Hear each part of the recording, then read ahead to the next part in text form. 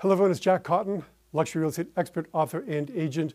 I'm here inside my beautiful, luxurious, but not overly ostentatious Cape Cod office. You know, it's that time of the year again. Clocks are being set back, it's Thanksgiving coming up, the holidays are fast upon us. But even more importantly than that, it's the time of the year we begin to think about business planning for next year. We really need to start now gathering the data that we need to create a business plan for the upcoming year. Towards that end, I'm starting a series today on 12 deadly business planning sins. These are 12 things you don't want to do when you're creating your business plan for the upcoming year. Throughout this series, I'll remind you of where you can download a free business plan to get you started for having a great year next year. But first of all, I want to mention that, when you think about the steps involved in planning a vacation, most people in America, most people probably in the world, spend more time planning a 2-week vacation than they spend planning their next year in business. Think about all the stuff you have to do to plan a vacation. So if you spent as much time planning a vacation and you spent that same amount of time planning your year for the next year, setting your goals and creating a business plan, my bet is that you would have a much better year where you actually reach your goals. So let's talk about the 12 deadly business planning sins. The first, most important sin is not understanding the power of goals, the power of goal setting, why it works. If you don't understand why goal setting works, that's the biggest sin you can make in business planning. A couple summers ago, I was at a relative's house, and all the nephews and nieces and cousins they set up this tightrope between 2 trees in the backyard, and they're all trying to walk across the tightrope, and nobody could do it except for my nephew, Will.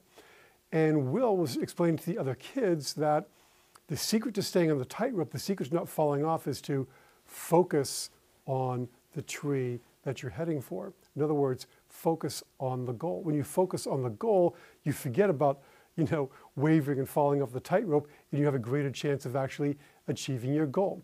So when we set goals, we create our future in advance. There's magic that happens when we write them down. There's a kinesthetic connection between our writing hand and our brain that helps make them happen. The purpose has to be more important than the goal itself. What's the why of your goal? Because that programs a part of your brain called the reticular activating system, RAC. Our brains are inundated with stimuli all day long. And there's no way our brain can process every single thing that is bombarding it throughout the day. So we have this filter that filters most things out. Setting goals programs this filter to allow things to get through that can actually help you achieve your goals.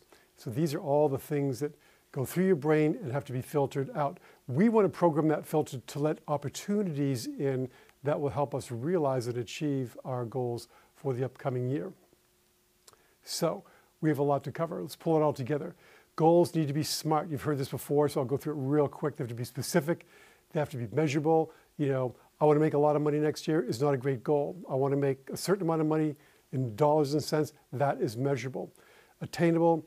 I want to finish the Boston Marathon in 3.5 hours. Not attainable for me, not going to happen. Make sure your goals are realistic, but not too easy to attain.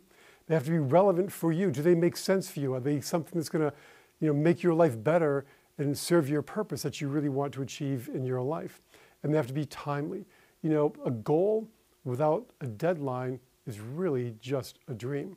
In fact, you could define goals as being dreams with a deadline. So you've always got to have a time element in your goals to make them work. So some action items for the next time is let's start with a referral goal. Maybe go to your Facebook page and share a referral goal. How many referrals are you going to give out in the upcoming year?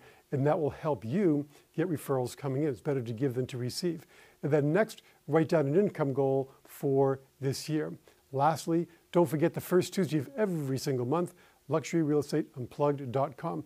Log in, sign up, ask a question, and learn with your fellow luxury real estate experts from around the country and indeed around the world. Until next time, make it a great week.